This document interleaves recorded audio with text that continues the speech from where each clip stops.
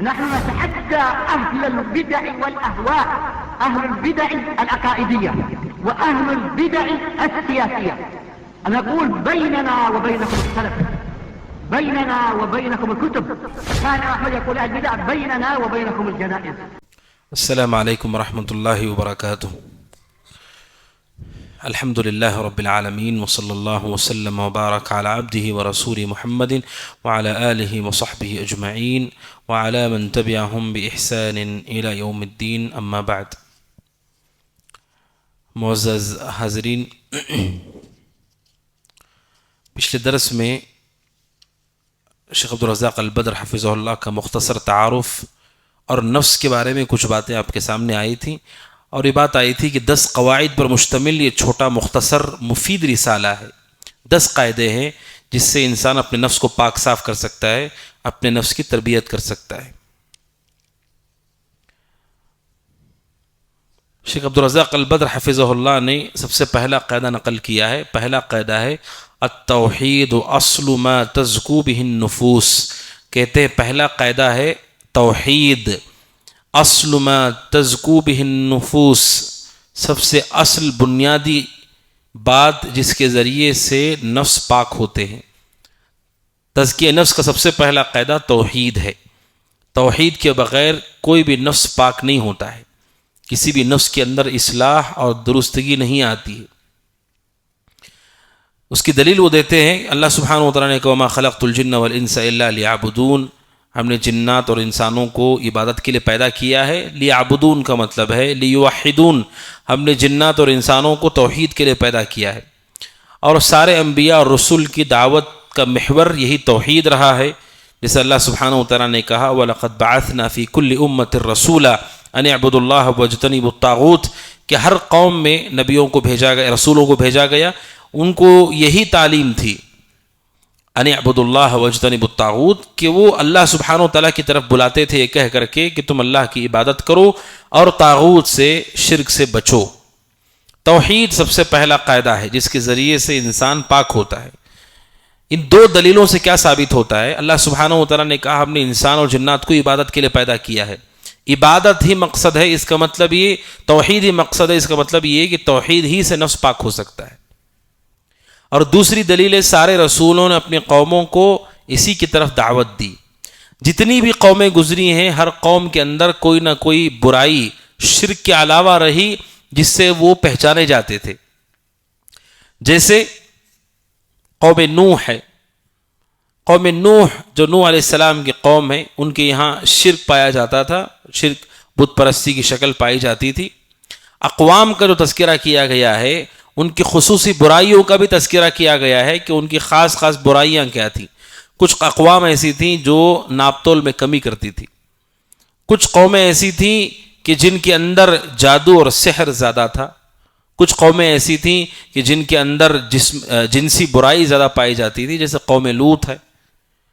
انبیاء جن قوموں کی طرف بھیجے گئے ایسا نہیں ہے کہ ان کے یہاں صرف شرک تھا، ایسا نہیں ہے.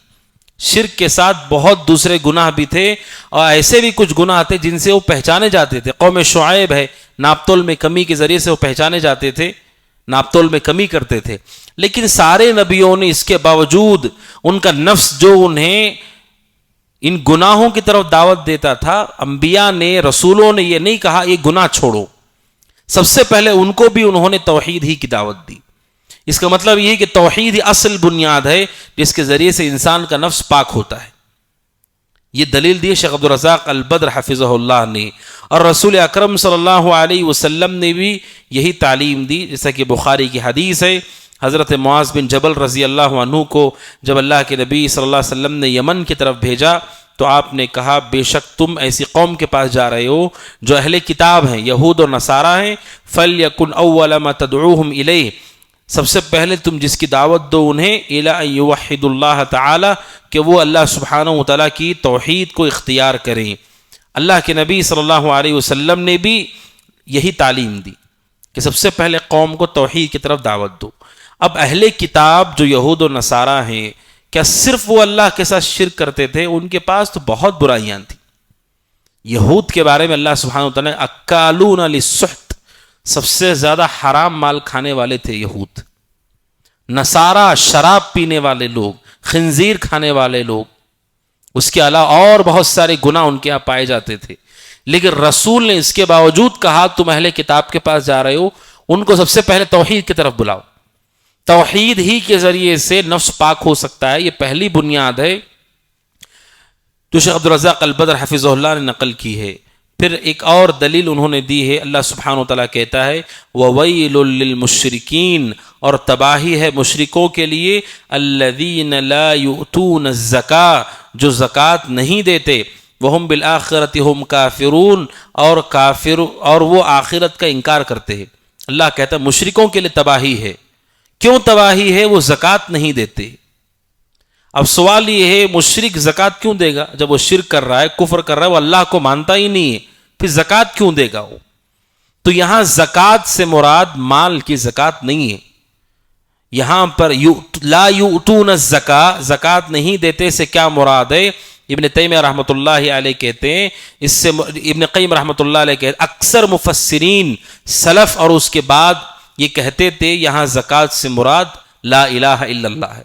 اللہ کہتا ہے مشرکوں کے لیے تباہی ہے، یہ لوگ زکوٰۃ نہیں دیتے کا مطلب ہے یہ لوگ لا الہ الا اللہ نہیں پڑھتے جس کے ذریعے سے یہ پاک ہو جائے. زکا کا معنی ہوتا ہے پاک، زکا یزکو کا مطلب ہے پاک ہو جانا.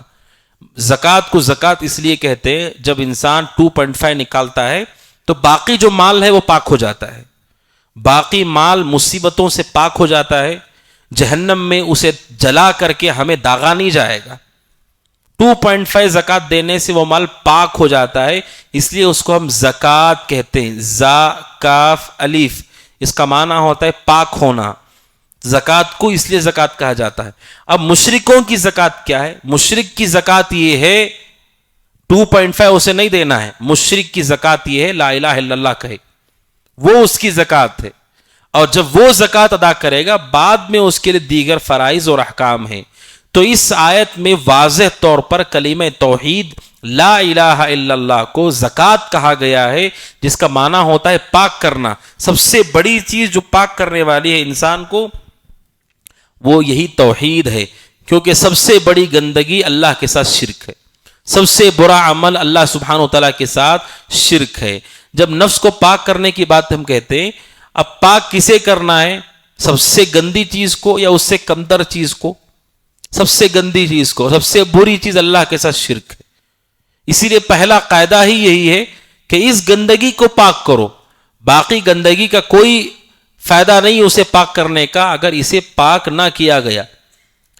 جہاں سے ہمیں بنیاد کی اصلاح کرنی ہے. اسی لیے آگے شیخ عبدالرزاق البدر نے 2 آیتیں ذکر کی ہیں. پہلی آیت ہے وَلَقَدْ أُوحِيَ إِلَيْكَ، یقیناً آپ کی طرف یہ وحی کی گئی ہے، اور وَإِلَى الَّذِينَ مِن قَبْلِكَ، اور آپ سے پہلے لوگوں کی طرف بھی وحی کی گئی، لَإِنْ أَشْرَكْتَ لَيَحْبَطَنَّ عَمَلُكَ، اگر آپ نے اللہ کے ساتھ شرک کیا آپ کے سارے عمل برباد کر دیے جائیں گے، وَلَتَكُونَنَّ مِنَ الْخَاسِرِينَ، اور آپ خسارہ اٹھانے والوں میں سے ہو جائیں گے. یہ آیت کریمہ بتاتی ہے کہ یہ شرک گندگی ہے. جب ہم کہتے ہیں سب سے بری چیز ہے، کیا دلیل ہے کہ سب سے بری چیز ہے؟ یہ آیت کریمہ ہے کہ یہ سب سے بری چیز ہے. کیوں؟ کیونکہ دنیا کا کوئی بھی گناہ ہو، آدمی زنا بھی کرے تو زنا کرنے سے 50 سال بعد اگر وہ زنا کرے 50 سال کی گناہ برباد نہیں ہوتے اس سے. چوری کرنے سے پچھلے گناہ برباد نہیں ہوتے، ڈاکہ ڈالنے سے پچھلے گناہ برباد نہیں ہوتے. یہ سب گندے کام ہیں.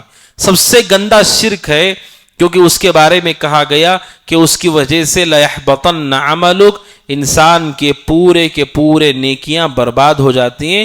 اس لیے سب سے بڑی گندگی، سب سے بڑی برائی شرک ہے. لہٰذا جو نفس کو پاک کرنا چاہتے ہیں انہیں چاہیے کہ وہ اللہ سبحانہ و تعالیٰ کی توحید کو اختیار کریں. اور آگے شیخ عبدالرزاق البدر حفظہ اللہ نے شرک ہی کی قباحت پر وہ مشہور آیت کریمہ ذکر کی ہے جو ہم سب کو معلوم ہے، انہ من یشرک باللہ فقد حرم اللہ علیہ الجنہ ومأواہ النار وما للظالمین من انصار. بے شک جو اللہ کے ساتھ شرک کرتے ہیں ان پر جنت کو حرام کیا گیا ہے اور ان کا ٹھکانہ جہنم میں، اور ظالموں کا کوئی مددگار نہیں ہے. یہ آیت کریمہ بھی دلیل ہے کہ شرک سب سے بڑی گندگی ہے، کیونکہ شرک سے جنت حرام ہو جاتی ہے، جہنم واجب ہو جاتی ہے، اور شرک کرنے والوں کا کوئی مددگار نہیں ہے. قیامت کے دن ان کی کوئی مدد نہیں کر سکتا ہے. بقیہ دنیا کے دیگر گناہوں کے بارے میں اس طرح کی سزا نہیں ذکر کی گئی ہے. اس لیے شیخ عبدالرزاق البدر کہتے ہیں حفظہ اللہ، انسان کا نفس اسی وقت پاک ہو سکتا ہے جب انسان اپنے نفس کو شرک سے اپنی تمام قسموں کے ساتھ پاک کر دے. اس وقت تک تزکیہ نفس نہیں ہو سکتا جب تک کوئی شخص اپنے نفس کو شرک اور شرک کی تمام قسموں سے پاک نہیں کر دیتا. اور اسی طرح ہر وہ چیز جو انسان کے توحید کو ختم کر سکتی ہو، کمزور کر سکتی ہو، جب تک اس سے نفس کو پاک نہیں کیا جائے گا انسان کا نفس پاک نہیں ہوتا ہے. شرک کی جتنی قسمیں ہیں، چاہے شرک اکبر ہو جو کہ بڑا شرک ہے، یا شرک اصغر ہو، کوئی بھی ہو، شرک کی ساری قسموں کے ساتھ ہر شرک سے انسان کا نفس پاک ہو، اسی وقت اس کا نفس پاک ہو سکتا ہے. اسی لیے آج جو تزکیہ نفس لوگوں میں مشہور ہے، جو تزکیہ نفس انسان جو تزکیہ نفس ہم سنتے ہیں، اس تزکیہ نفس میں توحید نہیں ہے.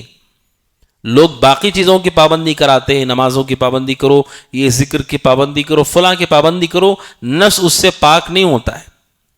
نفس کب پاک ہوتا ہے؟ توحید سے، جب اسے معلوم ہو کہ صرف اللہ کی عبادت کرنی ہے اور عمل بھی صرف اللہ کی رضا کے لیے کرنا ہے.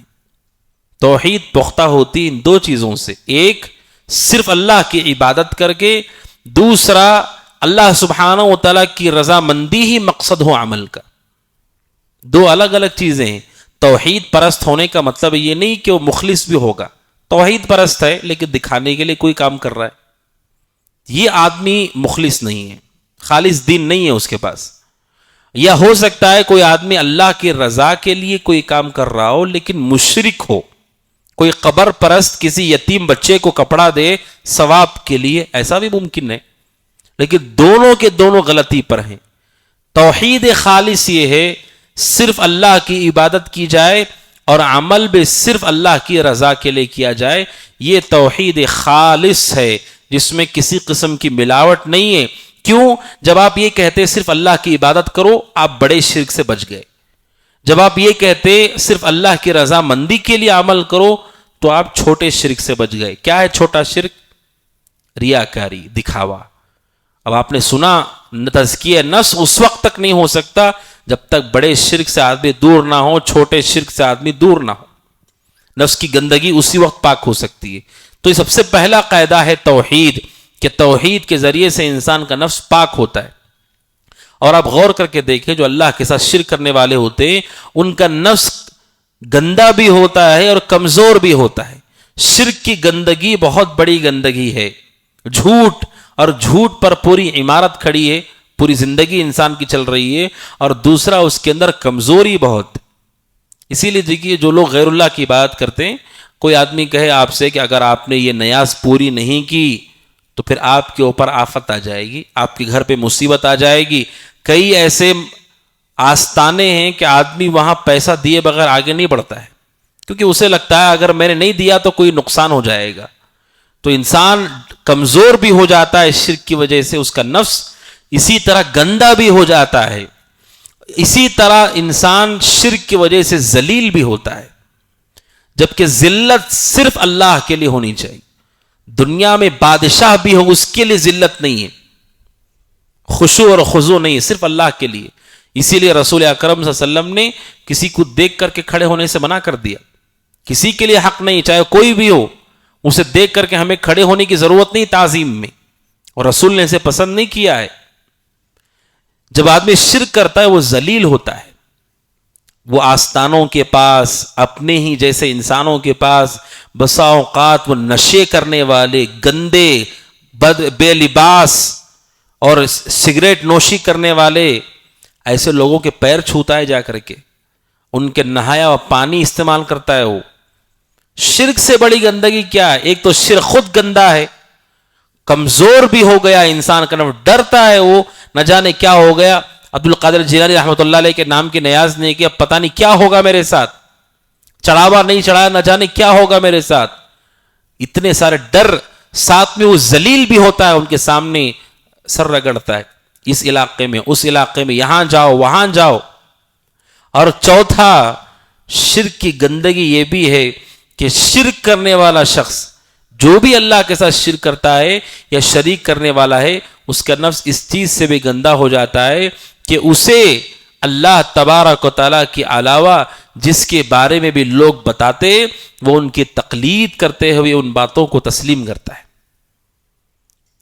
تقلید ہم کہتے ہیں کہ رسول کے علاوہ آپ کسی کی اتباع مت کیجیے، کسی کی پیروی مت کیجیے۔ شرک کرنے والا سب کی پیروی کرتا ہے، جو بھی آ کر کے اسے بتائے کہ بھئی فلاں مزار پہ بہت اچھا کام چل رہا ہے، ساری چیزوں کا حل تمہیں مل جائے گا، تو وہ اسے مان کر کے تسلیم کر کے وہاں جاتا ہے، یعنی اس نے تقلید کی، ان کی مان لیا اس کی بات کو۔ یہ شرک کی گندگی، یہ شرک خود گندا بھی ہے، کمزور بھی کرتا ہے نفس کو، انسان اس سے ذلیل بھی ہوتا ہے، اور وہ نہ جانے سینکڑوں لوگوں کا مقلد ہوتا ہے، ان کے پیچھے آنکھ بند کر کے چل رہا ہے، وہ جو بھی آ کر کے بتا رہا ہے فلاں کے پاس جاؤ، بولنے والے کو بھی کچھ علم نہیں ہے پھر بھی اس کی بات وہ مان رہا ہے، یہ شرک ہی تو ہے۔ بڑے بڑے سمجھدار پڑھے لکھے لوگ اپنی جگہ پر وہ ڈاکٹر ہوں گے، نہ جانے کیا ہوں گے، کوئی آدمی آ کر انہیں کہتا ہے فلاں جگہ جاؤ، وہاں پر بڑی کرامتیں چل رہی ہیں، بہت سارے کرشمے چمتکار چل رہے ہیں، وہاں جاؤ، بولنے والا شخص جاہل ہے۔ لیکن یہ چونکہ شرک کی گندگیوں میں پھنسا ہوا ہے، پڑھا لکھا ڈاکٹر بھی ہے، لیکن اس کی عقل اتنی کمزور ہے، نفس اتنا اس کا گندا ہو چکا ہے، اس جاہل کے پیچھے جاتا ہے، اس کی تقلید کرتے۔ شرک گندگی نہیں تو اور کیا ہے؟ اسی طرح شرک کرنے والا اس طرح بھی گندگی کے اندر ڈوب چکا ہوتا ہے کہ شرک کرنے والے کو پوری طرح اطمینان کبھی نہیں ہوتا ہے۔ گئے وہاں پر مزار کے پاس گئے یا کسی آستانے کے پاس گئے، کام کروا کے آ گئے، پیسہ دے کے آ گئے، اب اسے اندر سے خدشہ بھی ہے، نہ جانے ہوگا کہ نہیں ہوگا، نہ جانے ہو پائے گا کہ نہیں ہو پائے گا۔ کوئی آدمی آگے کہتا ہے ان سے بڑے فلاں ولی ہیں وہاں جاؤ، ان سے بڑا فلاں ہے معبود اس کے پاس جاؤ، اسے اطمینان بھی نہیں ہے، دل کا سکون صرف توحید پرست کو ہی ملتا ہے۔ اسے معلوم ہے کہ نفع نقصان کا اختیار رسول کے پاس بھی نہیں ہے، دنیا میں کسی کے پاس نہیں، صرف اللہ نفع دے گا، اللہ ہی کی جانب سے نقصان ہے، رجوع مجھے اللہ کے پاس کرنا ہے، بس اسے اطمینان ہے۔ پریشانی بھی آ گئی وہ سمجھ جاتا ہے اللہ تبارک و تعالیٰ کی آزمائش ہے، اسی کی طرف رجوع کر رہا ہے۔ لیکن شرک کرنے والا کبھی مطمئن نہیں ہوتا، اسی لیے آپ دیکھتے ہیں جو بت ہوتے ہیں، غیر اللہ کے آستانے ہوتے ہیں، ان کا سیزن چلتا ہے یا ان کا وقت ہوتا ہے، جس طرح کردار ہوتے ہیں، ایکٹر ہوتے ہیں، ایک زمانے میں ان کا غلغلہ ہوتا ہے، پھر وہ بوڑھے ہو گئے، انہیں چھوڑ کر کے کوئی اور اداکار آتا ہے، پھر اس کے فالوورز ہو جاتے ہیں۔ اسی طرح ان مردوں کا بھی ہوتا ہے، کسی زمانے میں وہ آستانہ بہت آباد ہوتا ہے کیونکہ لوگوں کو لگتا ہے بہت کام ہو رہا ہے وہاں سے، پھر وہ اتنا ویران ہو جاتا ہے، ایک دو لوگوں کے علاوہ کوئی نہیں دکھتا وہاں، کیونکہ لوگوں کو اطمینان نہیں ہوا۔ لیکن توحید پرست آدم علیہ السلام سے لے کے قیامت تک ہمارا مرجع ایک ہی ہے، جہاں سے نفع نقصان کی ہمیں امید ہے وہ اللہ تبارک و تعالیٰ ہے۔ لیکن شرک انسان کی اطمینان کو چھین لیتا ہے، مشرک ہمیشہ بے چین ہوتا ہے۔ اسی طرح شرک کی گندگی یہ بھی ہے کہ شرک کرنے والا شخص عقل کے اعتبار سے بھی اپنی عقل کو کمزور کر دیتا ہے اور وہ سوچنے سمجھنے کے قابل نہیں رہ جاتا ہے۔ یہی بات حضرت ابراہیم علیہ السلام نے کہی، کہا تعبدون ما تنحتون، کہا تم ان کی عبادت کرتے ہو جن کو تم خود اپنے ہاتھوں سے بناتے ہو۔ سوچو، جس کو تم نے ہاتھ سے بنایا ہے وہ تمہارے اوپر تمہارا معبود کیسے ہو سکتا ہے؟ انسان نے کمپیوٹر کو بنایا ہے، انسان کمپیوٹر کو چلاتا ہے، کمپیوٹر انسانوں کو نہیں چلاتا ہے، وہ اسے حکم نہیں دیتا ہے، یہ اس سے کام کرواتا ہے۔ یہ سیدھی سیدھی بات ہے، انسان جو بناتا ہے اسے اپنے تابع رکھتا ہے۔ اسی لیے انسان کی جو اولاد ہوتی ہے، جو اس سے وجود میں آتی ہے، وہ اولاد کو چھوڑتا نہیں ہے کہ تم چلاؤ مجھے اور میں تمہارے پیچھے چلوں گا، نہیں، کیونکہ وہ سبب بنا ہے ان کے وجود کا۔ اسی لیے وہ ماں باپ اپنے بچوں کو اپنے تابع رکھتے ہیں۔ اتنی موٹی عقل ہر ایک کے پاس ہوتی ہے، لیکن شرک کی جب بات آتی ہے، شرک کی گندگی، انسان کی عقل بھی تباہ ہو جاتی ہے۔ اسی لیے مشرکین مکہ کے بارے میں اہل علم نے نقل کیا ہے کہ جب وہ جاتے تھے سفر کے لیے اور اپنے ساتھ اگر معبود ان کا نہ لے جاتے، ستو کے آٹے سے وہ اپنا معبود بناتے تھے اور بنا کر کے خیموں کے باہر رکھ دیتے تھے اور کہتے تھے ہماری رات میں نگرانی کرنا، ستو کے آٹے سے. اور کہتے جب صبح ہو جاتی پھر سفر پہ نکلتے، سامان سب ختم ہو جاتا کھانے پینے کا، اسی کو پانی میں گھول کے پی جاتے تھے. اب سوچئے شرک نے ان کی عقل کو تباہ کر دیا ہے. اب سوچو وہ آٹے کی چیز جس کو آپ نے کھا لیا، تھوڑی دیر پہلے آپ کا معبود تھا، تھوڑی دیر بعد آپ کے پیٹ میں. یہ شرک کی گندگی ہے، شرک انسان کو یہ کرواتا ہے. اب ہمیں اللہ سبحانہ وتعالی کا شکر ادا کرنا چاہیے. اسی لیے علماء نے کہا ہدایت چالاکی پہ نہیں ملتی ہے، ہدایت محض اللہ کا کرم ہے. چالاک تو بڑے بڑے سائنسدان بھی ہیں جو پتھروں کے سامنے سر رگڑ کر کے جاتے ہیں اپنا کام کرنے کے لیے. اتنی عقل ان کے پاس ہے، یہاں سے لے کر چاند تک کا فاصلہ طے کرنے کی وہ سوچ رہے ہیں، لیکن عقل پہ ایسے پتھر پڑے ہوئے ہیں کہ اب وہی پتھر جس پتھر کو تراش کر کے گھر بناتے ہیں، اسی پتھر کو تراش کر کے اس کے سامنے سر جھکاتے. سبحان اللہ. اسی لیے علماء نے کہا کبھی بھی انسان کو اپنی عقل پہ گھمنڈ نہیں کرنا چاہیے. دیکھو شرک نے ان کی عقلوں کے ساتھ کیا کیا ہے، ان کی عقلیں تباہ ہو گئی، برباد ہو گئی ان کی عقلیں.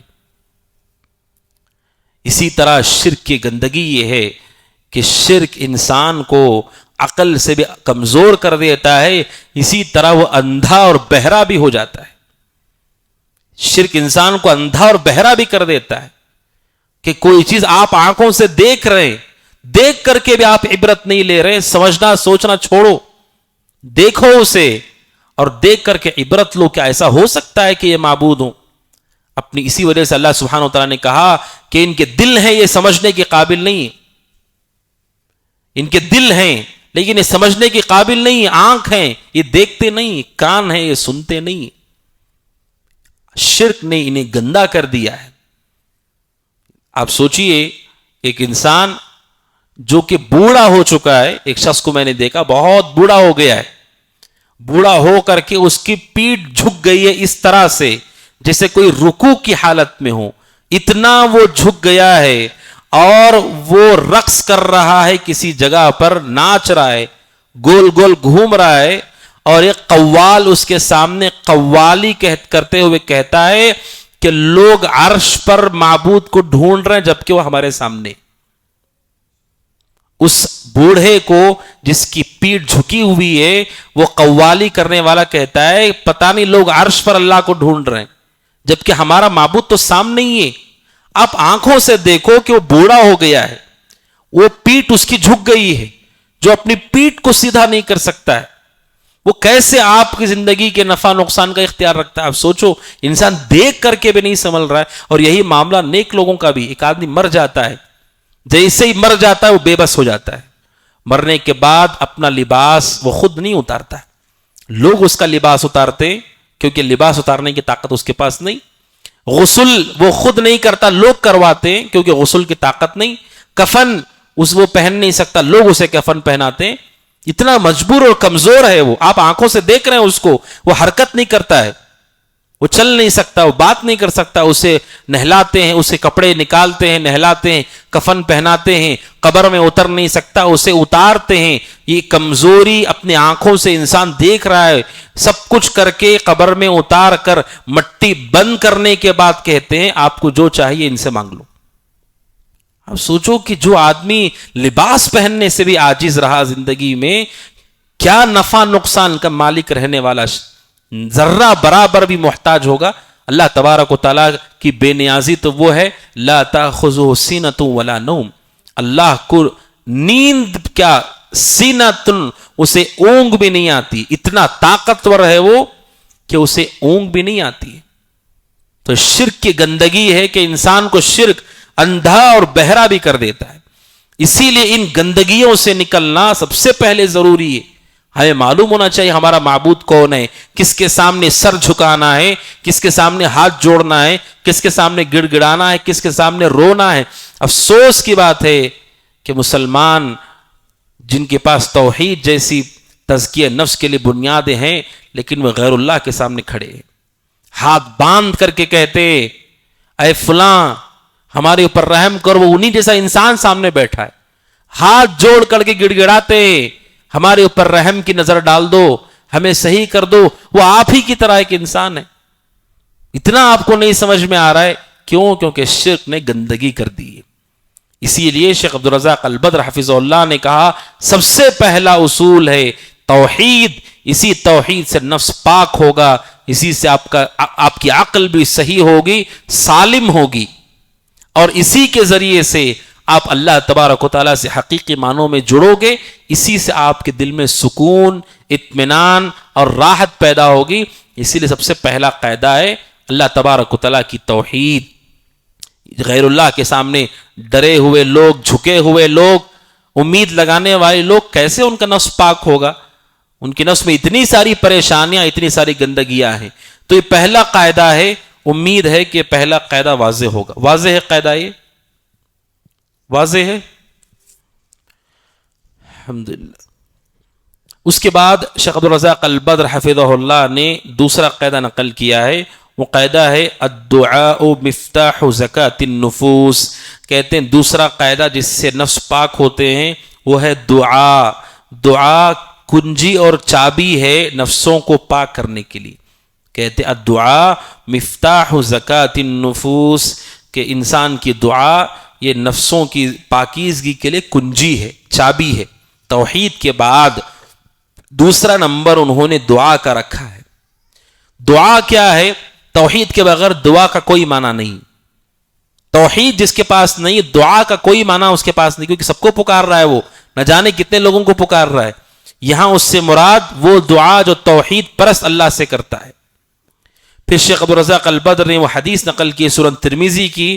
اللہ کے نبی فرماتے علیہ الصلوۃ والسلام لیس شیء اکرم علی اللہ من الدعاء. اللہ سبحانہ و تعالی کے نزدیک دعا سے بڑھ کر کوئی اور چیز عزت والی نہیں ہے. دعا سے بڑی محترم چیز اللہ کے پاس کچھ نہیں ہے. کیوں؟ دعا سے بہت چیزیں ظاہر ہوتی ہیں. آپ کوئی آدمی دیکھتے ہیں جو بہت بڑی پریشانی میں ہاتھ اٹھا کر کے اللہ سے دعا کر رہا ہے اور اس کے آنکھوں سے آنسو بہ رہے ہیں. آپ کو ایک انسان اور ہاتھ اٹھے ہوئے آنکھوں میں آنسو دکھ رہے ہیں. حقیقت میں علماء کہتے ہیں اس میں کئی چیزیں ظاہر ہوتی ہیں. سب سے پہلی چیز یہ ظاہر ہوتی ہے کہ یہ آدمی اللہ پر ایمان رکھتا ہے, اسی لیے اللہ سے یہ دعا کر رہا ہے. دعا کرنا انسان کے توحید اور ایمان کی دلیل ہے. یہ پہلی چیز ظاہر ہوتی ہے. اور دوسری چیز یہ ظاہر ہوتی ہے کہ جس کو یہ پکار رہا ہے اس کے بارے میں اس کا یہ عقیدہ ہے کہ جس کو میں پکار رہا ہوں وہ بہت طاقتور ہے, وہ میری پریشانی کو دور کر سکتا ہے. دعا سے ظاہر ہوتا ہے کہ مومن اللہ کو طاقتور سمجھ رہا ہے. اسی طرح تیسری چیز ظاہر ہوتی ہے کہ دعا کرنے والا شخص اپنے آپ کو اللہ کے مقابلے میں کمزور مان رہا ہے.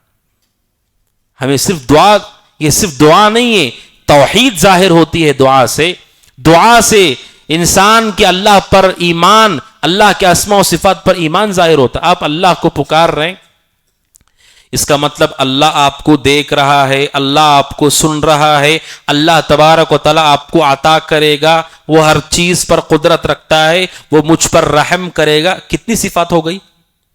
6 صفات میں نے ابھی آپ کے سامنے رکھی.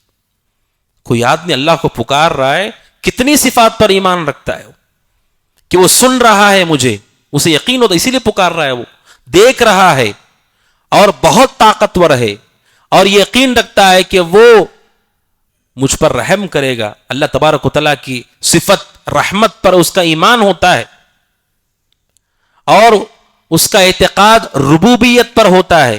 توحید کے تینوں قسمیں ظاہر ہوتی ہیں دعا میں, کہ دعا کرنے والا اللہ تبارک و تعالیٰ کو اپنا رب مان رہا ہے کہ نفع نقصان اسی کے پاس ہے, رزق اور مال اولاد اسی کے پاس ہے. دوسرا, دعا خود ایک عبادت ہے تو توحید الوہیت بھی دکھتی ہے. اور تیسرا, توحید اسماء و صفات, کہ اللہ تعالیٰ سن رہا ہے, دیکھ رہا ہے اور وہ میری مدد کرے گا. یہ ساری صفات ظاہر ہوتی ہیں.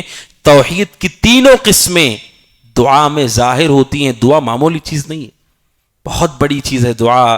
اسی لیے شیخ عبدالرزاق البدر حفظہ اللہ نے ذکر کیا ہے کہ یہ اللہ سبحانہ و تعالیٰ کے نزدیک سب سے افضل کیوں ہے کیا؟ اس لیے کہ اس میں انسان اپنی عاجزی ظاہر کرتا ہے، محتاجگی ظاہر کرتا ہے، اپنی ذلت ظاہر کرتا ہے، انکساری ظاہر کرتا ہے، اللہ کی قوت کا اعتراف کرتا ہے، قدرت کا اعتراف کرتا ہے، اس کی بے نیازی کا اعتراف کرتا ہے کہ اور وہ اعتراف کرتا ہے کہ وہ مجھے بے نیاز کر دے گا، اس کی کبریائی کا اعتراف کرتا ہے، اور یہ اعتراف کرتا ہے وہ جبر و کسر خواتر اعدائہ، کہ اس کے دشمنوں کو کس طرح سے وہ ختم کرے گا اور اللہ سبحانہ و تعالیٰ اس کی دعاؤں کو قبول کرے گا۔ یہ ساری چیزیں انسان اپنی دعا سے ظاہر کرتا ہے۔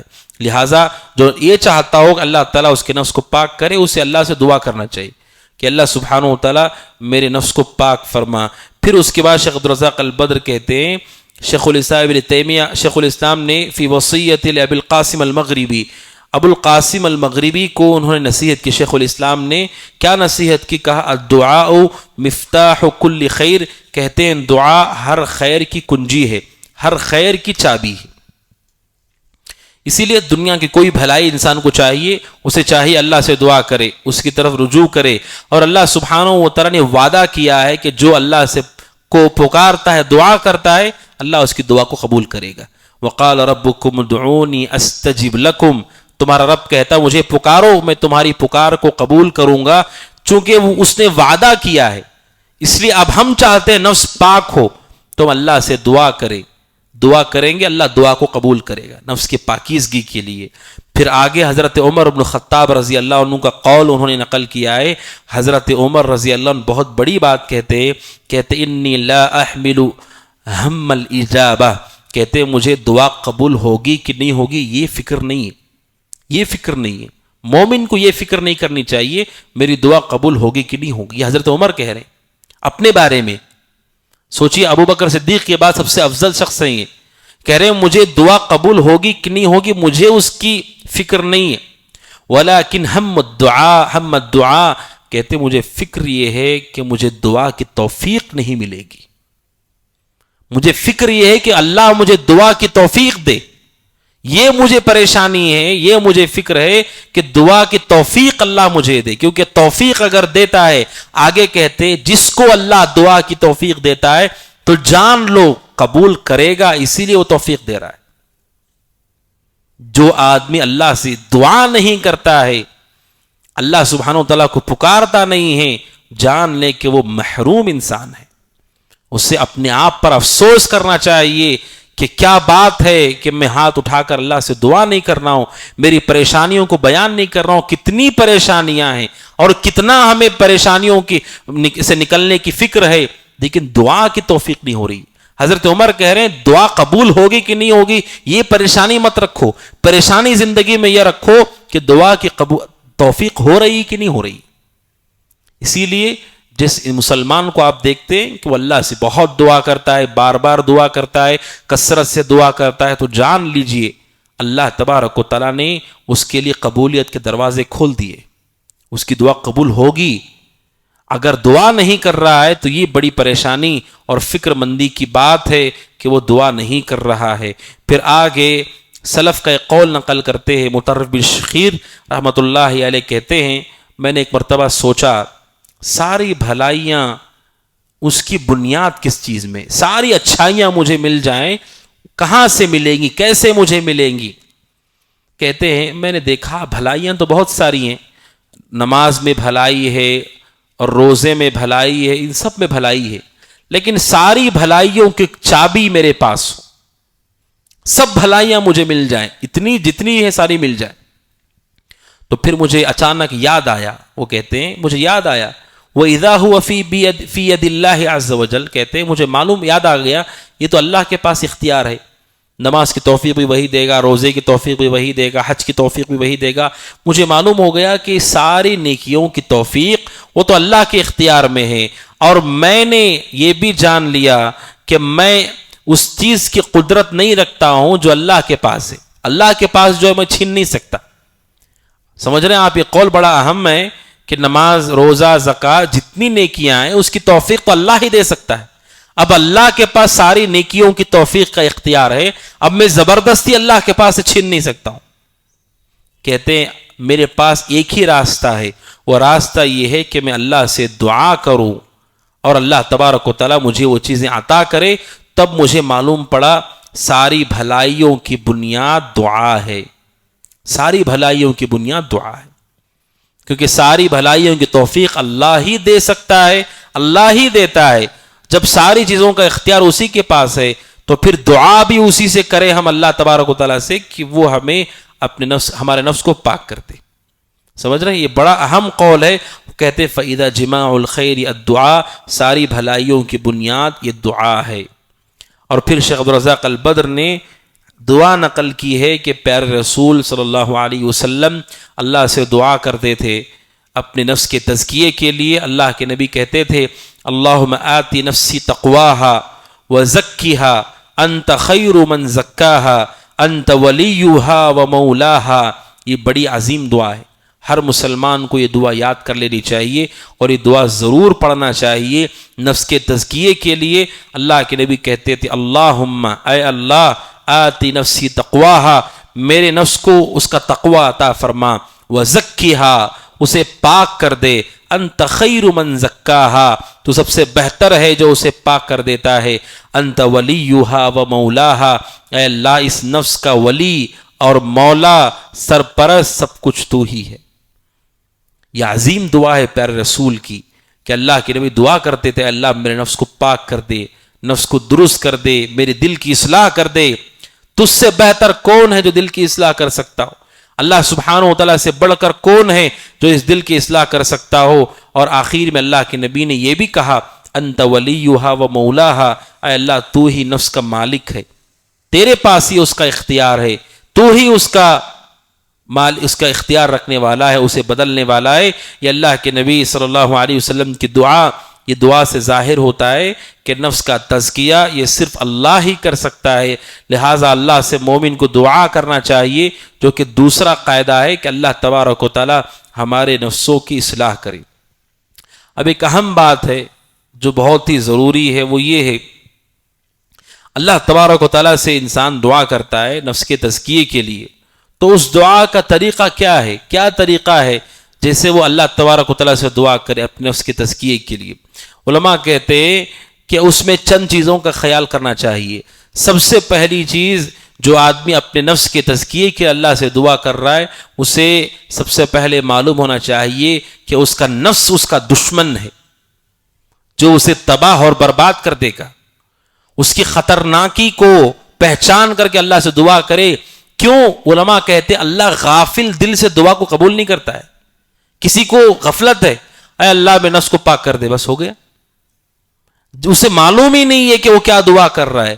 سب سے پہلے دعا کرنے والے کو چاہیے وہ جان لے کہ اس کا نفس اسے تباہ و برباد کر سکتا ہے اگر اس کی پیروی اس نے کی، اگر اصلاح نہیں کی۔ ابو طالب کو آپ دیکھیے، ابو طالب نے آخر وقت میں کیا کیا؟ ابو طالب کے دوستوں نے، ابو جہل نے کہا، ہشام نے کہا آخر میں عبد المطلب کے دین کو چھوڑ دو گے؟ انہوں نے تو صرف بولا تھا، باقی نفس نے ابو طالب کے کیا کہا کہ آخر میں اپنے باپ دادا کے دین کو چھوڑ دو گے؟ نفس نے اسے برا بنا کر کے پیش کیا ابو طالب کے سامنے کہ ابو طالب اگر تم نے ایسا کیا بہت غلط کرو گے تم۔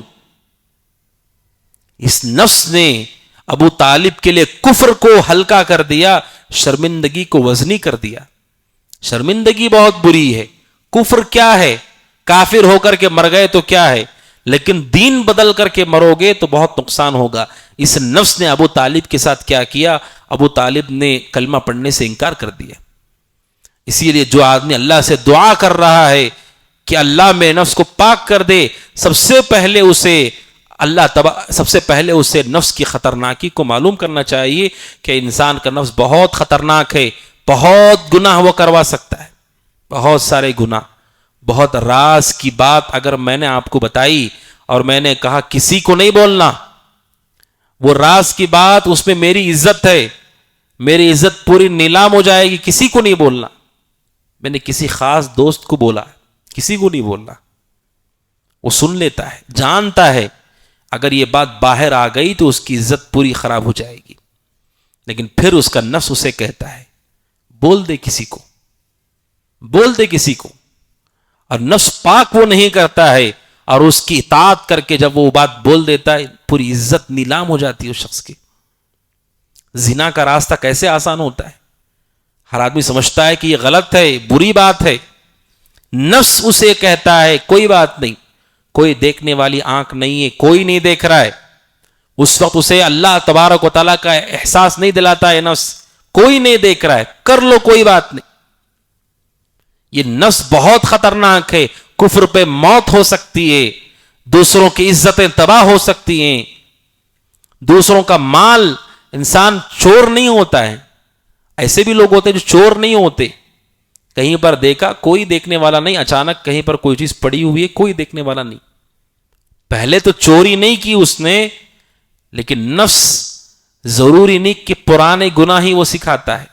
اتنا بڑا دشمن ہے وہ، جس نے آج تک وہ گناہ نہیں کیا وہ گناہ کرنے کی بھی دعوت دیتا ہے انسان کو. اچھا آدمی، دیندار آدمی، کوئی نہیں دیکھنے والا، پیسے کی سے بھری ہوئی کوئی نوٹ پرس وہ دیکھتا ہے، کوئی بیگ وہ دیکھتا ہے، نفس کہتا ہے دیکھو آس پاس کوئی نہیں، اٹھا لو اس کو، کھا لو، استعمال کر لو اسے، کیا حرج ہے اس میں. اتنا کھلا ہوا دشمن ہے انسان کا نفس. اور ہم اللہ سے دعا کرے بیزارگی کے ساتھ، اے اللہ نفسوں کو پاک کر دے. رسول نے بھی دعا کی تھی. علماء کہتے ہیں ایسا نہیں ہوتا ہے. اس کی خطرناکی کو سمجھو، پھر اللہ سے دعا کرو. اور دوسری بنیاد وہ ہے صدق. جو اللہ سے دعا کرنا چاہتے ہیں اپنے نفس کے تزکیے کے لیے، دوسری چیز جس کا انہیں خیال کرنا چاہیے وہ صدق ہے، کہ وہ حقیقت میں سچے ہوں جو اپنی اصلاح چاہتے ہوں. حقیقت میں اصلاح چاہتے ہوں. جو حقیقت میں اصلاح نہیں چاہتا ہے، زبانی دعا کا کیا فائدہ ہے؟ میں اندر سے بدلنا ہی نہیں چاہتا، پھر دعا کا کیا فائدہ؟ کیوں دعا کر رہے ہو؟ جب اسے معلوم ہے کہ مجھے دعا کرنی ہے، وہ سچا ہو، اے اللہ میرے اندر یہ سب خرابیاں ہیں، میری زبان ٹھیک نہیں، میرا دل ٹھیک نہیں، میرا عمل اچھا نہیں، میرا اخلاق اچھے نہیں، میرا کردار اچھا نہیں، مجھے اس سے نجات چاہیے، اللہ اس کو پاک کر دے. سچا ہو وہ دعا کرنے میں، ایسے ہی بیزارگی سے دعا نہ کرے. دوسری بڑی اہم بات ہے یہ. سب سے پہلے انسان پاک ہونا چاہے، اللہ تبارک و تعالیٰ اس کو پاک کرتا ہے. اسی لیے ایک حدیث میں اللہ کے نبی نے کہا من یستعفف یعفہ اللہ. جو عزت دار رہنا چاہتا ہو پاک دامن رہنا، اللہ اسے پاک دامن بنا کر رکھتا ہے. اللہ کے نبی نے فرمایا جو پاک دامن رہنا چاہتا اللہ اسے بناتا ہے، کیونکہ سچا ہے وہ. یہ دوسری اہم بات ہے. اور اللہ سے دعا کرتے ہوئے ہدایت کے لیے تیسری اہم چیز جس کا خیال کرنا چاہیے مومن کو، وہ یہ ہے اللہ تبارک و تعالیٰ سے دعا کرتے ہوئے اس کے اندر گریہ و زاری بھی ہو، اس کے اندر تڑپ بھی ہو، اس کے اندر شوق بھی ہو، گریہ و زاری ہو، تڑپ کر کے اللہ سبحانہ و تعالیٰ سے دعا کرے. کیسے دعا کرے؟ اہل علم نے کہا جیسے اللہ نہ کرے، لا قدر اللہ، کسی کے گھر میں کسی کی اولاد ہے جو اس کے سامنے کسی بہت بڑی بیماری میں مبتلا ہے، اسے تڑپتا ہوا دیکھ رہا ہے وہ، اور اس وقت ایک باپ اللہ سے کیسی دعا کرے گا کہ اس کا اپنا بیٹا، اس کی اپنی اولاد اس کے سامنے تڑپ رہا ہے. بڑی مصیبتوں کے آنے پر جیسے انسان تڑپ کر کے اللہ سے دعا کرتا ہے، وہ تڑپ یہاں بھی ہونا چاہیے. جو یہ چاہتے ہیں اپنے نفس کو پاک کریں، ان گناہوں کی زندگی سے آزاد ہوں، وہ تڑپ اور احساس بھی ان کے اندر ہو کہ میں بڑی آزمائش سے گزر رہا ہوں، بڑی پریشانیوں سے میں گزر رہا ہوں، یہ نفس مجھے لمحہ لمحہ ہلاک کر رہا ہے. روزانہ جو ہم گناہ کر رہے ہیں، شیطان جو بہکاتا ہے، نفس ورغلاتا ہم کرتے جا رہے ہیں، روزانہ ہو رہا ہے. بچہ بیمار ہے، کل ٹھیک ہو جائے گا انشاءاللہ، لیکن یہ نفس تو روز مصیبت میں ڈال رہا ہے. تب اللہ سے دعا کرتے ہوئے کتنا انسان کو گڑ گڑانا چاہیے، کتنا گریہ و زاری کرنا چاہیے، کتنا اسے رونا چاہیے اللہ تبارک و تعالیٰ کے جناب کہ مجھے اس گناہ سے پاک کر دے. اور یہی وہ تڑپ ہے جو آپ نے سنی، جو بار بار آپ نے سنا ہوگا. صحیح بخاری کے اندر حدیث ہے، ایک خاتون کی، غامدیہ قبیلے سے تعلق رکھنے والی خاتون جن سے زنا ہو گیا تھا. زنا ہونے کے بعد وہ اللہ کے نبی صلی اللہ علیہ وسلم کے پاس آتی ہیں اور آ کر کے کہتے ہیں اللہ کے نبی مجھ سے گناہ ہو گیا، مجھے پاک کر دیجیے.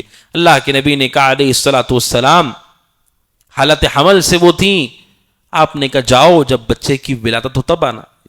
اس لیے کہ اسے سنسار کر دیں گے تو پیٹ میں بچہ بھی مارا جائے گا، اس کی کیا غلطی ہے؟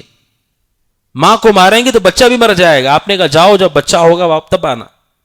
وہ عورت گئی، جب اس کو اولاد ہوئی، اس بچے کو لے کر کے رسول کے پاس آئی، کہا اللہ کے نبی اس گناہ سے مجھے پاک کر دیجئے، پاکی چاہیے، تزکیہ چاہیے مجھے. رسول اکرم صلی اللہ علیہ وسلم نے کہا اس بچے کو پھر دودھ کون پلائے گا؟ آپ نے کہا جاؤ دودھ پلاؤ. اس ماں نے اس بچے کو دودھ پلایا. جب دودھ کو چھوڑا دیا، ہاتھ میں روٹی کا ایک ٹکڑا دے دیا، رسول کے پاس ہاتھ پکڑ کر کے لے آئی اور بچے کے ایک ہاتھ میں روٹی کا ٹکڑا دے دیا تاکہ رسول کو معلوم ہو جائے کہ یہ کھانے پینے کے قابل ہے. تب رسول اکرم صلی اللہ علیہ وسلم نے کہا کہ اس عورت کو رجم کیا جائے. ان کے کپڑے باندھ دیے گئے اور ان کو رجم کیا گیا. چونکہ شادی شدہ وہ تھی، ان کو پتھروں سے مارا گیا، اتنا مارا گیا کہ وہ ان کی جان چلی گئی، ان کی موت ہو گئی. اور کسی نے ان کو ایک پتھر مارا تو اس خاتون کا خون ان کے اوپر اڑ گیا. تو انہوں نے کہا یہ کتنی بری عورت ہے، کتنی بدکار عورت ہے یہ. تو اللہ کے نبی صلی اللہ علیہ وسلم نے کہا کہ ایسا مت کہو، اس عورت نے ایسی توبہ کی ہے کہ مدینہ کے 70 گنہگاروں کی مغفرت ہو جائے گی. اس کی توبہ کو اگر تقسیم کیا جائے 70 لوگوں کی مغفرت ہو جائے گی. اتنی مضبوط توبہ ہے. ایک گناہ اس کے لیے اتنی تڑپ ہے ان کے اندر. یہ نفس روزانہ اتنی بڑے بڑے گناہوں میں ڈال رہا ہے. کتنی تڑپ ہمارے اندر ہونا چاہیے اس سے نکلنے کے لیے. صحابیہ ایک بار غلطی ہوئی، اپنی جان دے دی انہوں نے اللہ سبحانہ و تعالیٰ سے، یہ چاہتے ہوئے کہ اس سے وہ پاک ہو جائیں. علماء کہتے اللہ سے دعا کرے آدمی اسے مصیبت سمجھ کر کے کہ یہ نفس ہمیں برباد کر رہا ہے. اسی لیے یہ تیسری اہم بات ہے جو اہل علم نے ذکر کی ہے، دعا کرتے ہوئے اللہ سے اس چیز کا احساس ہونا چاہیے. اور چوتھی چیز اللہ سے دعا کرتے ہوئے نفس کے تزکیے کے لیے جس کا مومن کو خیال کرنا چاہیے وہ یہ ہے کہ انسان جب دعا کر رہا ہے ایک مرتبہ کر کے نہ چھوڑ دے.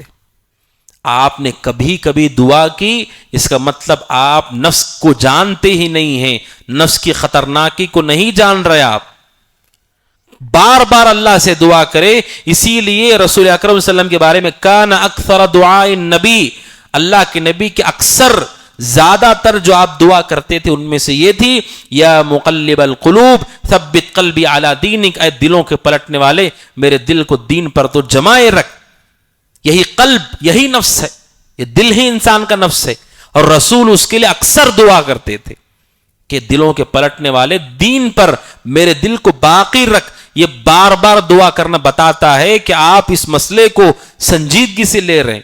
اسی لیے بار بار اللہ سے دعا کر. انسان جب بھی دعا کرتا ہے اے اللہ مجھے پریشانیوں سے دور فرما، پریشانیوں کو ختم فرما، آنے والی مصیبتوں سے محفوظ رکھ، صحت و عافیت دے، مال میں کشادگی دے، رزق و برکت دے. کیوں ہر بار دعا میں کہتا ہے انسان؟ کیونکہ اس کی اہمیت کا احساس ہے اس کو. رسول بار بار اللہ سے کیا دعا پڑھتے تھے؟ ان میں سے یہ بھی ہے.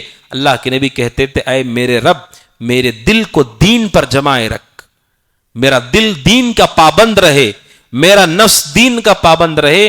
یہ رسول اکرم صلی اللہ علیہ وسلم دعا کرتے تھے. تو اللہ سے دعا کرتے ہوئے جو دوسرا قاعدہ ہے، ان 4 چیزوں کا مومن کو خیال کرنا چاہیے. اس کے ساتھ اللہ سے دعا کرے. اس دعا کو غفلت کے ساتھ، بیزارگی کے ساتھ، بے توجہی کے ساتھ نہ کرے. اور ویسے بھی رسول اکرم صلی اللہ علیہ وسلم نے ایک قاعدہ بیان کیا ہے کہ جب انسان اللہ سے دعا کرے یقین کے ساتھ دعا کرے، کیونکہ اللہ تعالیٰ غافل دلوں کی دعا کو نہیں سنتا ہے.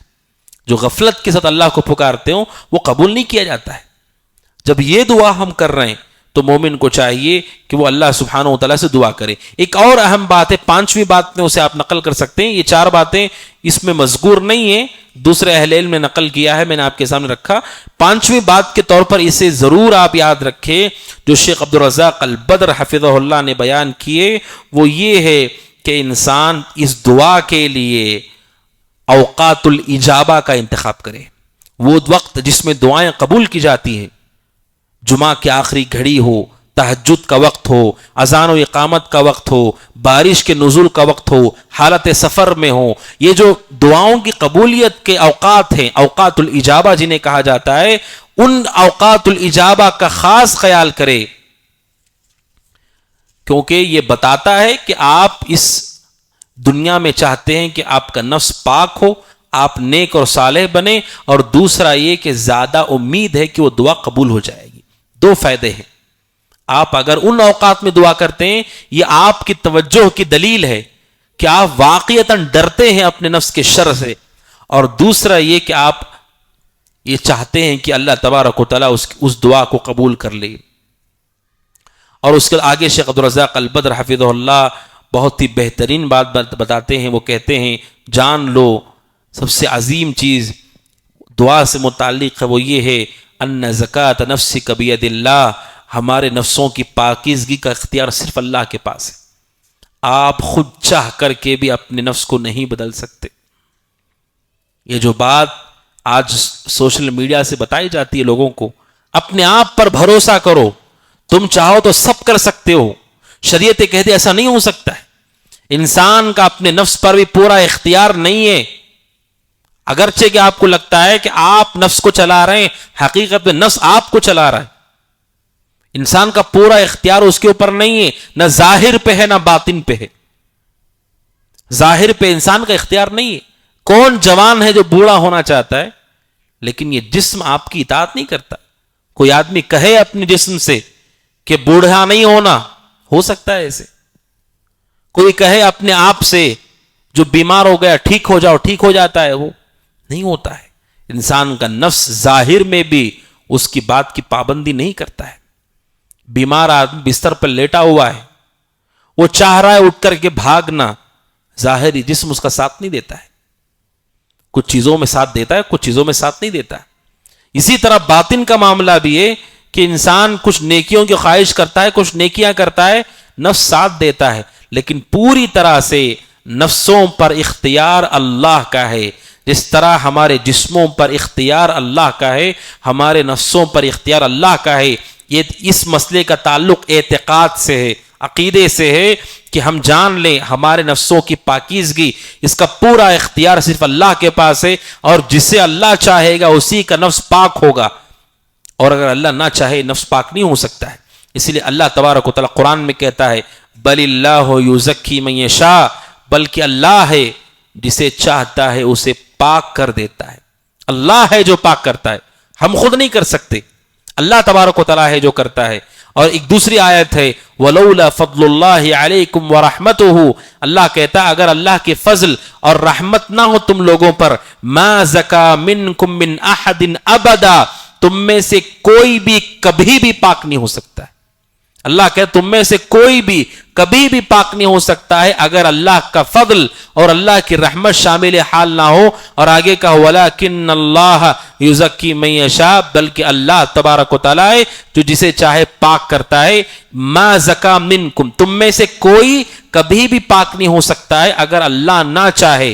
اس آیت کی تفسیر میں حضرت عبداللہ بن عباس کا قول نقل کیا ہے شیخ عبدالرزاق البدر نے۔ کیا قول ہے؟ عبداللہ بن عباس کہتے ہیں مَهْتَدَى أَحَدٌ مِّنَ الْخَلَائِقِ لِشَيْءٍ مِّنَ الْخَيْرِ يَنْفَعُ بِهِ نَفْسَهُ وَلَمْ يَتَّقِ شَيْئًا مِّنَ الشَّرِّ يَدْفَعُهُ عَن نَفْسِهِ۔ شیخ عبدالرزاق البدر نے عبداللہ بن عباس رضی اللہ عنہما کا یہ شاندار قول نقل کیا ہے۔ شیخ عبداللہ بن عباس کہتے ہیں رضی اللہ تعالیٰ عنہما کہ آج تک جتنی مخلوق ہیں ان میں سے کوئی بھی آدمی کچھ بھی خیر نہیں کر پایا ہے اپنی طرف سے، اور کوئی بھی مخلوق آج تک کسی بھی شر سے اپنے آپ کو بچا نہیں سکا ہے، صرف یہ اللہ کے فضل سے ہو سکا ہے۔ شیخ عبداللہ بن عباس رضی اللہ عنہما کہتے ہیں آج تک اس امت کا مسئلہ نہیں ہے، یہ عقیدے سے اس کا تعلق ہے کہ اللہ کی جتنی مخلوقات ہیں ان مخلوقات میں سے کوئی بھی کبھی بھی اچھائی تھوڑی بھی نہیں کر پایا ہے سوائے اللہ کی توفیق سے، اور برائی سے کبھی نہیں بچ پایا ہے سوائے اللہ کی توفیق سے۔ یہ حضرت عبداللہ بن عباس رضی اللہ عنہما کا قول ہے۔ اس قول کو سامنے رکھیے کہ اللہ ہی ہے جو ہمارے نفسوں کو پاک اور صاف کر سکتا ہے، اسی کی طرف ہمیں لوٹ کر، اسی سے گڑ گڑا کر، اسی سے ہمیں مانگنا ہوگا۔ پھر آگے شیخ عبدالرزاق البدر حفظہ اللہ نے ایک واقعہ نقل کیا ہے اور ایک دعا نقل کی ہے، ایک شعر نقل کیا ہے رسول اکرم صلی اللہ علیہ وسلم کا، اور اس کا وہ بخاری کی حدیث ہے۔ احزاب کے موقع پر جب مشرکوں نے آپس میں مل کر کے ترتیب بنا لی کہ مدینہ پہ حملہ کیا جائے اور سارے مسلمانوں کو ختم کیا جائے. کفار کے ساتھ سارے قبیلے ایک دوسرے سے جڑ گئے، حتیٰ کہ یہود بھی ان کے ساتھ ہو گئے. سب مل کر کے جب مدینہ پہ حملہ کرنے کے لیے آئے، سلمان فارسی رضی اللہ عنہ نے مشورہ دیا کہ آپ ہمارے ان کے درمیان خندق کھود دیں، بڑی کھائی آپ کھود دیں. نبی اکرم صلی اللہ علیہ وسلم اس مشورے پر راضی ہو گئے اور ایک بڑی خندق کھودی گئی تاکہ وہ لوگ مدینہ کے اندر داخل نہ ہو سکے. چونکہ ان کی تعداد بہت زیادہ تھی، مسلمان کم تھے مقابلہ کرنے کے لیے، اس لیے یہ پلاننگ کی گئی کہ ان کو مدینہ کے اندر ہی آنے نہ دیا جائے. جب مٹی کھودی جا رہی تھی اس میں خود رسول اکرم صلی اللہ علیہ وسلم بھی شامل ہو گئے، اور آپ شامل ہو کر کے رسول اکرم صلی اللہ علیہ وسلم مٹی کو اٹھا کر کے پھینکنے لگے. حضرت برا کہتے ہیں رضی اللہ عنہ، ہم نے دیکھا وارت تراب بیاض بطنہ، آپ کے پورے پیٹ پر مٹی لگ گئی، اور مٹی کی وجہ سے اللہ کے نبی کا پورا پیٹ جو بالکل سفید تھا پوری طرح چھپ گیا. آپ کے اوپر مٹی اتنی گر گئی تھی کہ اللہ کے نبی کا پیٹ پوری طرح چھپ گیا تھا اور آپ کا پیٹ نظر نہیں آ رہا تھا. سبحان اللہ، یہ اللہ کے نبی کا تواضع ہے. آپ کے اندر ذرہ برابر کوئی تکبر نہیں تھا، آپ کے اندر اس قدر تواضع تھا کہ آپ اپنے صحابہ کے ساتھ ان کے ساتھ برابر اتر گئے اور وہ کھڈا کھودنے لگے، یہاں تک کہ اللہ کے نبی کے جسم پر مٹی گر گئی، آپ کا پورا پیٹ چھپ گیا. اللہ کے نبی کیا کہہ رہے تھے؟ ایک شعر ہے جو اللہ کے نبی کہہ رہے تھے. ویسے اللہ کے نبی کے بارے میں سورہ شعراء میں اللہ تعالیٰ کہتا ہے کہ ما علمناہ الشعر وما ينبغی لہ، ہم نے رسول کو شعر نہیں سکھایا ہے، شعر شاعری، اور رسول یہ آپ کے لائق بھی نہیں. اور کہا والشعراء یتبعہم الغاوون، شعراء اور شاعروں کے پیچھے بہکے ہوئے لوگ پھرتے ہیں، بہکے ہوئے لوگ شاعروں کی اور شعراء کے پیچھے چلتے ہیں. کیوں؟ شاعر وہ بات کہتا ہے جو وہ کر نہیں سکتا ہے، وادیوں میں گھماتا ہے لوگوں کو جس کا حقیقت سے کوئی تعلق نہیں ہے. اسلام نے شعر شاعری کی ہمت افزائی نہیں کی. ہاں وہ شعر جو دین پر مشتمل ہو، دینی امور پر مشتمل ہو، دینی علوم پر مشتمل ہو، جس شعر کا مقصد نیکی کی طرف ابھارنا، اچھی بات ہے. لیکن جو عام شاعری ہوتی ہے اس میں کیا ہوتا ہے سوائے عشق اور عاشقی کے، اور کیا ہوتا ہے اس کے اندر، اور آدمی اس کے ذریعے سے بہک جاتا ہے، گمراہ ہو جاتا ہے. اللہ کے نبی شعر پڑھ رہے تھے، رسول اکرم صلی اللہ علیہ وسلم کا شعر سنیے. اللہ کے نبی کہہ رہے تھے واللہ لولا اللہ ما اهتدینا ولا تصدقنا ولا صلینا. اللہ کے نبی کہہ رہے تھے واللہ لولا اللہ ما اهتدینا. اللہ کے نبی کہہ رہے تھے اے اللہ اگر تو نہ ہوتا تو ہم ہدایت پہ کبھی نہیں آتے. ولا تصدقنا ولا صلینا، اے اللہ اگر تو نہ ہو، تیری توفیق نہ ہو، ہم کبھی صدقہ نہیں کرتے، کبھی نماز نہیں پڑھتے. یعنی اللہ کے نبی علیہ الصلوۃ والسلام ہدایت کو، نماز کو، صلاۃ کو، صدقے کو، ان سب کو اللہ سے جوڑ رہے ہیں.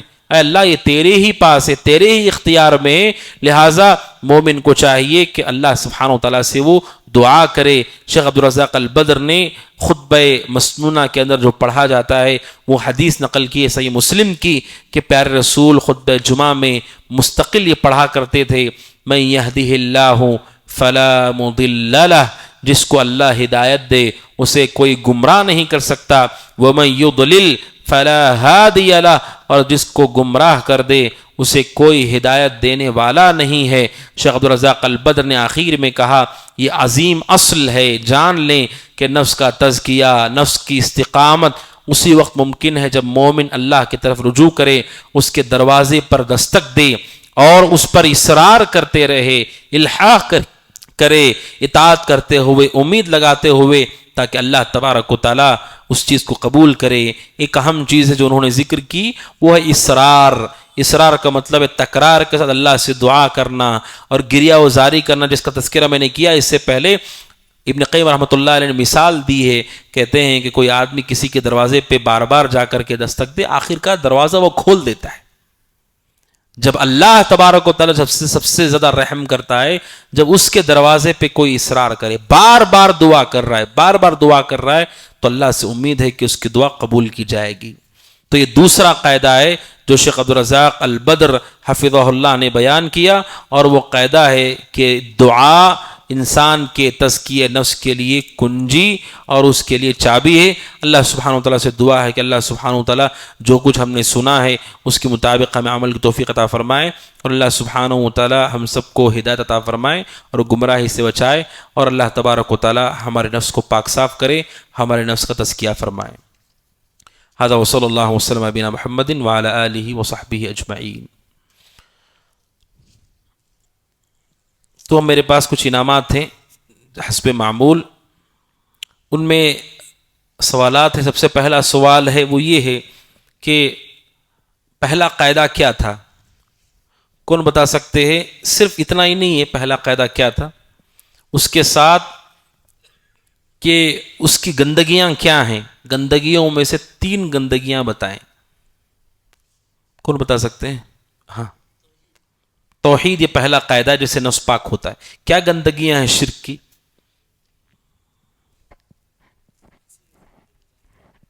ذلیل ہو جاتا ہے ایک، دوسرا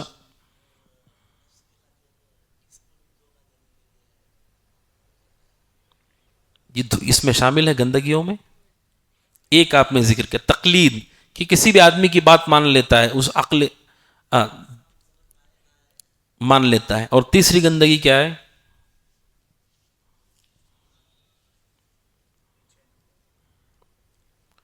اطمینان اور سکون ختم ہو جاتا ہے۔ بارک اللہ۔ اس کے بعد دوسرا سوال ہے اسی سے متعلق، توحید سے ہی متعلق، کہ اللہ سبحانہ و تعالیٰ نے سارے نبیوں کو جو مشن دیا تھا توحید کا، اس سے کیا پتہ چلتا ہے؟ تزکیہ نفس کے لیے کیا پتہ چلتا ہے؟ توحید بنیاد ہے، اور اس کی وضاحت اگر کریں تو کیا پتہ چلتا ہے؟ کیوں یہی کہا گیا پہلے توحید کو مانو؟ الگ الگ گناہ ہیں، اس کے باوجود توحید کی دعوت احسنت۔ کون سی کتاب چاہیے آپ کو؟ آئیے، کون سی کتاب چاہیے آپ کو؟ بارک اللہ فیک۔ اور بچوں میں سے کسی سوال ہے؟ وہ یہ ہے کہ دوسرا قاعدہ کیا ہے، اور اس کے ساتھ دوسرا قاعدہ تو آسان ہے، دوسرے قاعدے کے ساتھ کہ نبی اکرم صلی اللہ علیہ وسلم جو اکثر دعا کرتے تھے وہ دعا کیا ہے؟ ترجمہ بھی چلے گا۔ اللہ کے نبی اکثر جو دعا کرتے تھے، بچوں میں سے کوئی؟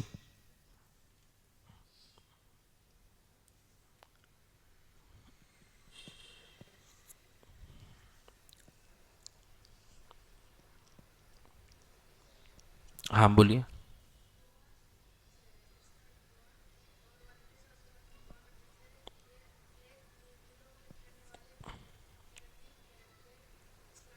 احسن بھائی، بارک اللہ فیک۔ ٹھیک ہے، آخری سوال ہے وہ اس کا تعلق دوسرے قاعدے سے ہی ہے۔ بڑوں میں سے کوئی جواب دے کہ جو دعا کریں اللہ سبحانہ و تعالیٰ سے نفس کے تزکیے کے لیے، تو اس میں نے کہا کتنی چیزیں بتائی میں نے؟ 5 چیزوں کا خیال کرنا چاہیے، تو 5 میں سے کوئی 3 چیزیں بتائیں۔ 3 کیا چیزیں ہیں جس کا خیال کرنا چاہیے دعا کرتے؟ کیا ایسے ہی دعا کر دینا چاہیے، یا کیا چیزیں جسے سامنے رکھ کر کے دعا کرنا چاہیے؟ کون بتا سکتے ہیں؟ ہاں بولیے۔ بار بار دعا کرنا، احسنت۔ یہ آخر میں نے بتایا قبولیت کا وقت کا۔ اور کوئی تیسری چیز؟ گڑ گڑا کر کے، احسنت۔ اے جابر بھائی، ہاں بارک اللہ۔ آپ اور کوئی بتا سکتے ہیں ساتھ میں؟